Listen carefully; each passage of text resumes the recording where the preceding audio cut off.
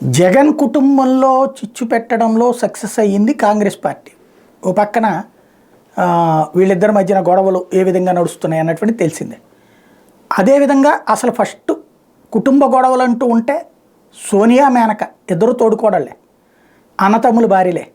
కానీ చివరికి మేనకాని పార్టీలో ఉండనీయకుండా చేయడంలో సోనియా సక్సెస్ అయింది. ఆవిడ వెళ్ళి బీజేపీలో సర్వైవ్ అయింది. అంతకుముందు ఓ పార్టీ పెట్టుకుంది, ఆ తర్వాత బీజేపీలో చేరింది. ఆమెతో పాటు ఆమె కొడుకు కూడా ఆ తర్వాత కాలంలో బీజేపీ తరఫున ఎంపీ.